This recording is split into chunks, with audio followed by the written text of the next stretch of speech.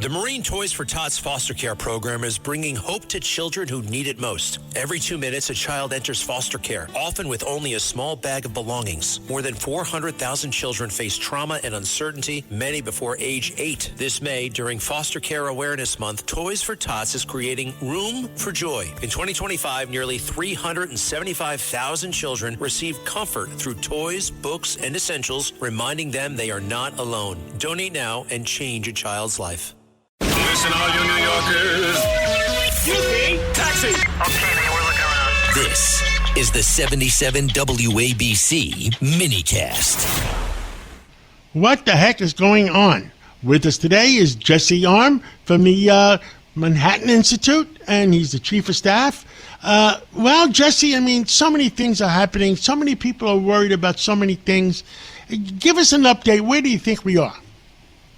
Thanks, John. It's always good to be with you on a Sunday morning. I'm struck this week by all of these big blue city mayors who seem to be very excited about chasing out the doers, the job creators, the builders in the cities that are sort of the stars of America. We've got, obviously, in our backyard, Zohran Mamdani, who's instituting a tax regime that is going to make it a lot less enticing for businesses to create and grow here. But also out in Seattle on the West Coast, we have the socialist mayor there who just responded to an exodus of wealth in her state by laughing and saying bye, genuinely seeming excited about seeing this migration southward or just outward toward red states of the people who drive growth in blue America, and I'm concerned about it.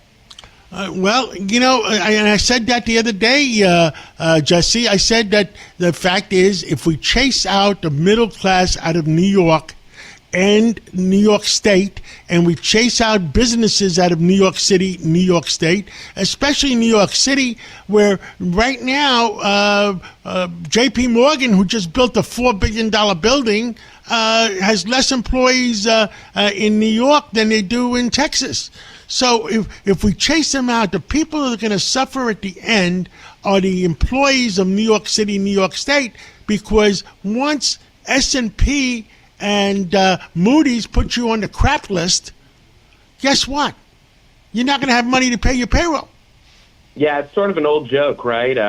The non-common sense folks, what they really want is equality, but even if it means we're all equally poor. And maybe that wasn't such an old joke. It seems sort of dark to talk about, but it really is important that people recognize that taxing the rich and the rich need to leave are contradictions in terms. They are statements with important implications about each other. And it feels increasingly like these folks who are pushing this line, the sort of socialist class, it's a drive that's being more geared toward hatred for the rich than concern for the poor. And I think that does extend to estate tax, income tax, disregard for public safety in these cities, of which the poor is disproportionately affected and can't kind of protect themselves from it, or put themselves in a bubble where they don't it doesn't apply to them, call an Uber to get everywhere or have a driver take them from location to location.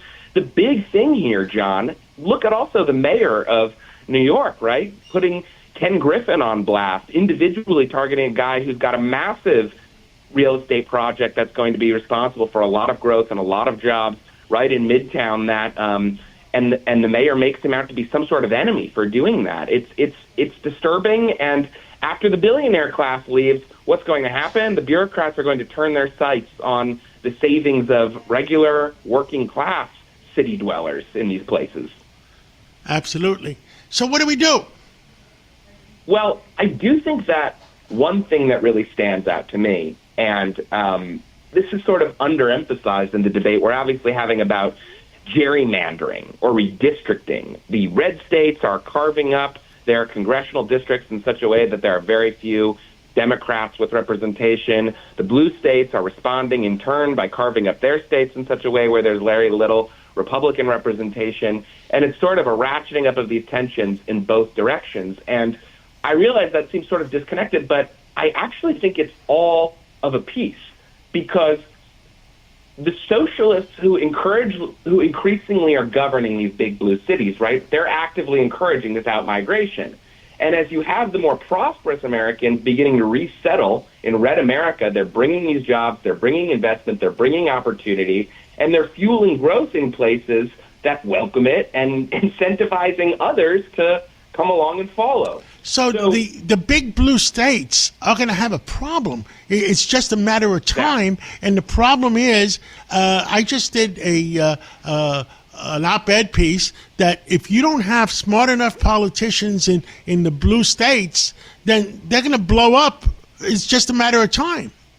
Yeah, so you see where I'm going with this. There's obviously impending fiscal collapse in a lot of these places because they won't have the tax base to do the big government things they want. But beyond that, they're fighting these redistricting wars, but by the time the 2030 or 2040 census rolls around, when we give out states their electoral college votes and we essentially determine how important they are and how many representatives in Congress they get, all this chest-thumping, democratic gerrymandering in the world isn't going to do much good if it's the red states that are continuing to boom with population while blue states are bleeding it, not just population and voters, but they're also bleeding wealth. Understood.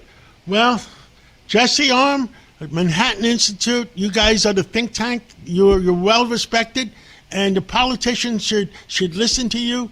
And the state senate, the state assembly, the city council, and let's keep talking. Let's keep letting the American people and all New Yorkers know what's going on. Appreciate it, John. Great to be with you. Listen to this podcast now on the Red Apple Podcast Network.